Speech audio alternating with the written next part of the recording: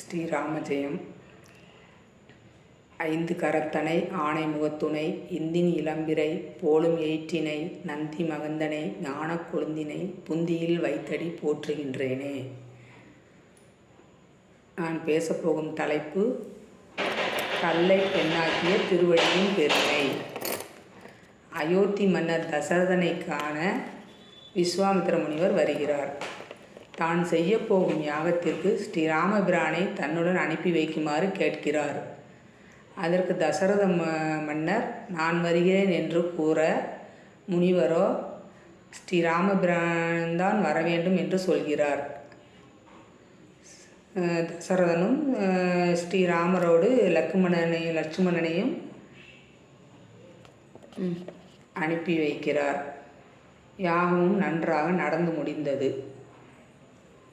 பின்பு விஸ்வாமித்திரர் மிதிலையில் உள்ள சிவதனுசுவை தரிசனம் செய்யலாம் என்று ஸ்ரீராமபிரானை அழைக்கிறார். மூவரும் மிதிலைக்கு செல்கிறார்கள்.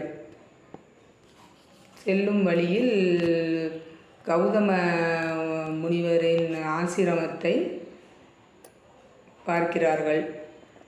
அது என்ன என்று ஸ்ரீராமபிரான் கேட்கிறார். கௌதம முனிவரின் ஆசிரமம் என்று விஸ்வாமித்திரர் சொல்கிறார். அது என்ன கல் என்று ஸ்ரீராமபிரான் கேட்கிறார். கௌதம முனிவரின் மனைவி அகலிகை என்று முனிவர் சொல்கிறார். தன் கணவர் சாபத்தால் கல்லாக மாறிவிட்டாள் என்று கூறுகிறார். உடனே ஸ்ரீராமர் கற்சிலையின் முன் சென்று தாயே என்று கூற, அதிலிருந்து ஆன்மா வெளிவந்து பேசத் தொடங்கியது. என் பெயர் அகலிகை. தன் கணவரின் சாபத்தால் கல்லாக மாறியதாகவும், ஒரு நாள் இந்திரன் மாறு வேடத்தில், அதாவது என் கணவருடைய வேடத்தில் வந்தார் என்று சொல்கிறார். அது எனக்கு தெரியாது. நான் என் கணவர் என நினைத்து அவருக்கு பணிவிடை செய்து கொண்டிருந்தேன்.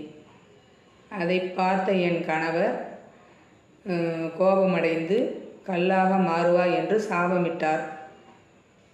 அதனால் நான் இப்படி கல்லாக மாறிவிட்டேன் என்று கூறுகிறார்.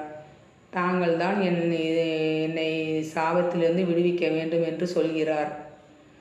ஸ்ரீராமபிரானும் தன் திருப்பாதங்களால் கல்லை தொட்டு சாப விமோச்சனம் அளிக்கிறார். இதுவே அகலிகை இதுவே கல்லை பெண்ணாக மாற்றிய ஸ்ரீராமபிரானின் பெருமை.